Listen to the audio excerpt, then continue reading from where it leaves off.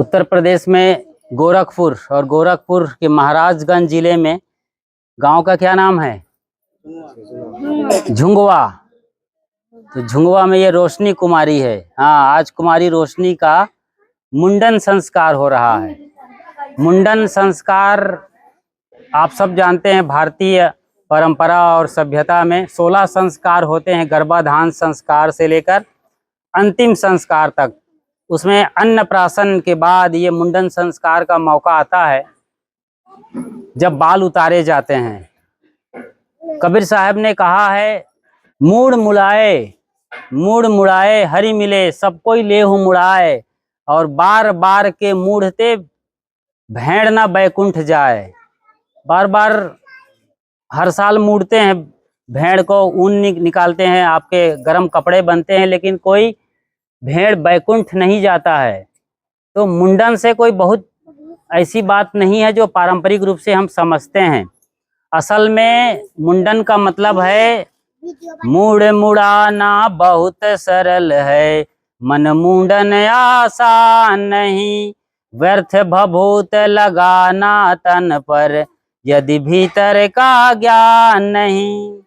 तो आज इस बच्ची का नया संस्कार होगा, इसकी चेतना जागृत होगी।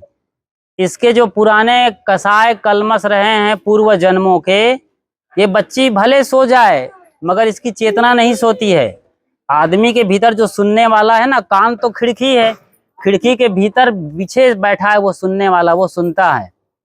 तो बच्ची को जगाते रहो, अगर नींद आ जाए तो भी वो सुन रही है। उसके भीतर वो बात जाएगी, उसकी चेतना जगेगी कि आज यहाँ पर कुछ उनके लिए हो रहा है। रोशनी, अभी देखो तुम्हारे लिए खिलौना लेके आए हैं, बहुत कुछ लेके आए हैं, ठीक है? आपको जागते रहना है। तो रोशनी को सबसे पहले गंगा जल पिलाते हैं। ये गंगा जल और उसके जीवन को रूपांतरित करने वाला है, मीठा है ना। ये ऐसा गंगा जल है जिसके लिए कबीर साहब ने कहा है, ये मन तो शीतल भया जैसे गंगा नीर, पीछे पीछे हरि फिरे कहत कबीर कबीर।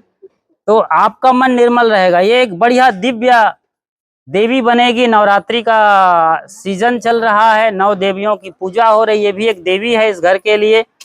और आज इस देवी को शैलपुत्री, कात्यायनी, कुष्मांडा, तो हमारे भीतर ये रोशनी।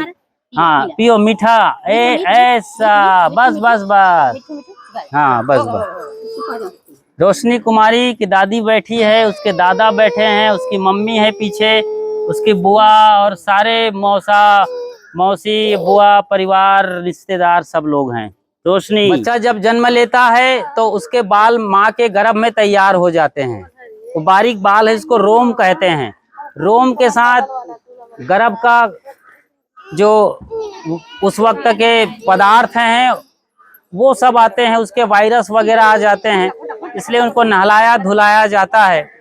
और जब शरीर मजबूत हो जाता है, यहाँ पर जो 7वां 10वां द्वार है, गुप्त द्वार, लप लप करता है बच्चों का एकदम टॉप पर, वो मजबूत होता है, तब जाके ये 3 बरस के आसपास ये मुंडन संस्कार हो रहे हैं आज। रोशनी, तो आज रोशनी के लिए बड़ा दिन है और पूरे परिवार के लिए।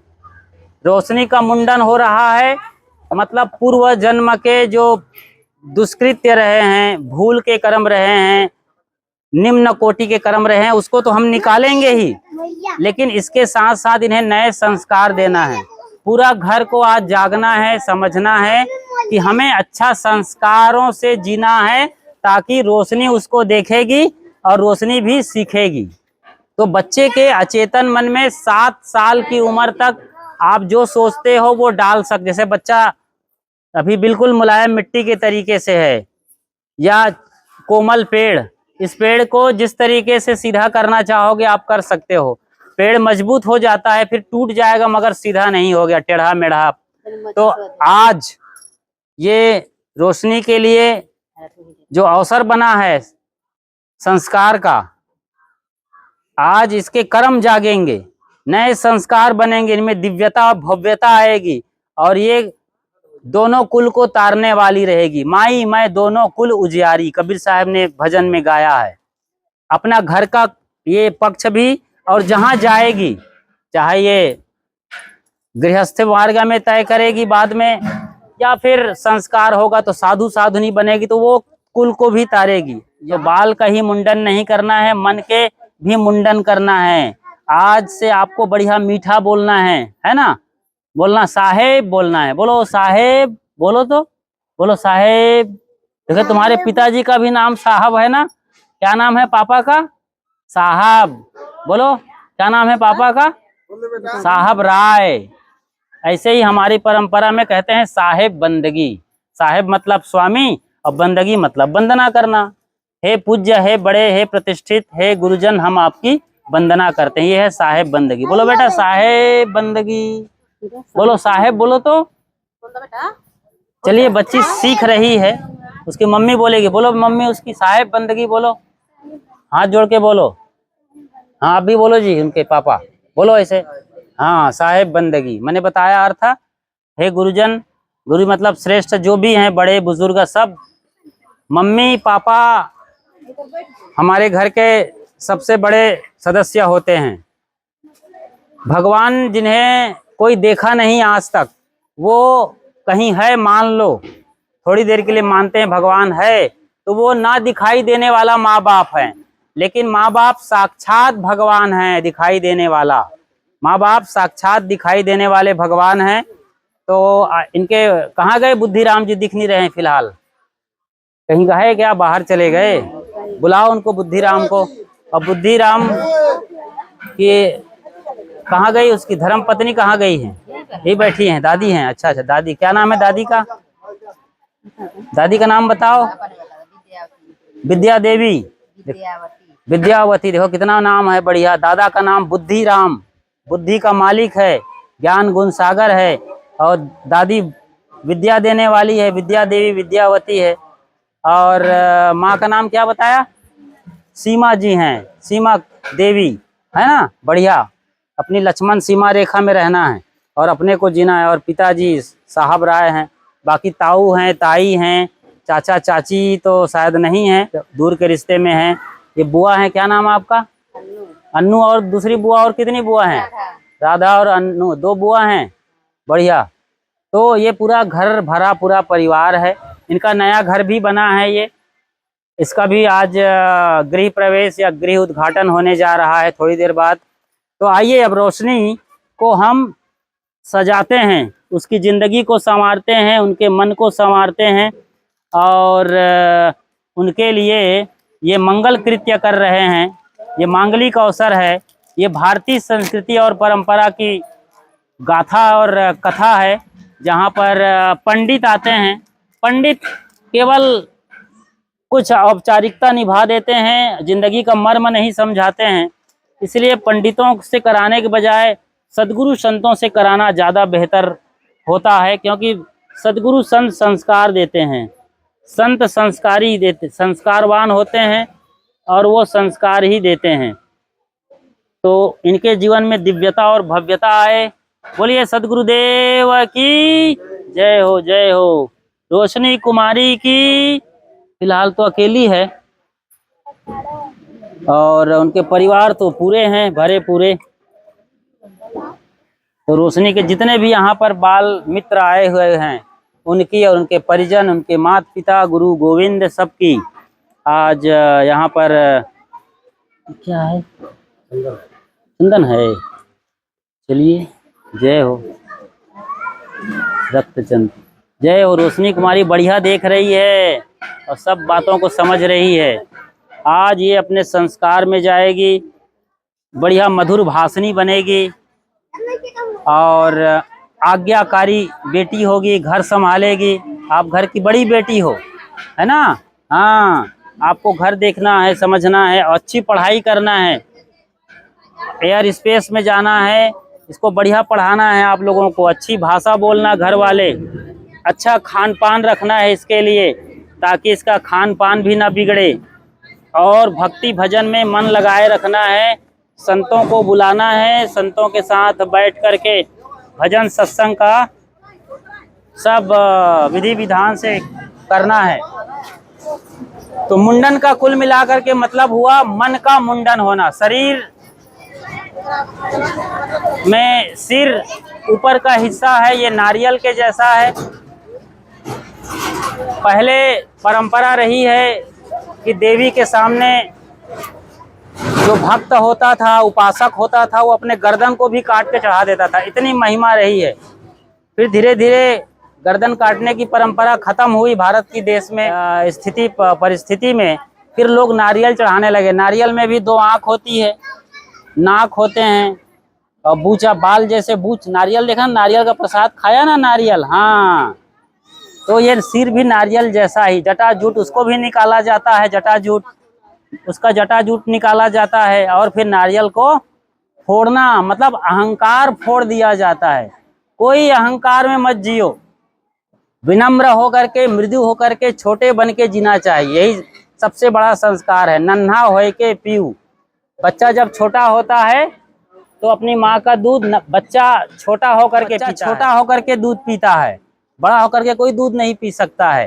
तो आज रोशनी कुमारी के मार्फत सबको समझना है कि इनका मुंडन संस्कार हो रहा है। इनके पुराने बाल, पुराने संस्कार, पुरानी परंपराएं, पुरानी धारणाएं खत्म कर रहे हैं और हम इनकी जगह पर एकदम सदाचरण, सद्विचार, शाकाहार और सद्गुरु संतों की सेवा, साहचर्य करते हुए इसके जीवन में दिव्यता और भव्यता है, इसके लिए ये कर रहे हैं सारा विधि विधान कबीर पंथ के रीति रिवाज के अनुसार। हालांकि इसमें भारतीय संस्कृति शामिल है, क्योंकि हम भारत के हैं, तो भारतीय संस्कृति को कुछ अपनाकर कबीर पंथ के अनुसार से इनका मुंडन संस्कार हो रहा है।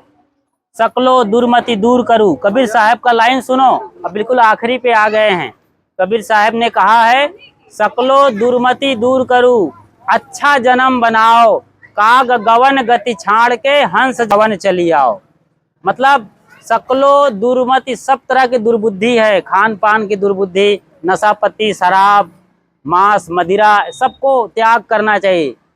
और गंदा बोलना, गंदा खाना, गंदी जगह पर बैठना, चोरी, बदमाशी, 10 दोष होते हैं। मन से ईर्षा, क्रोध, मान, छल, ये 4 दोष हैं मन के। वाणी के दोष हैं गाली, निंदा, झूठ।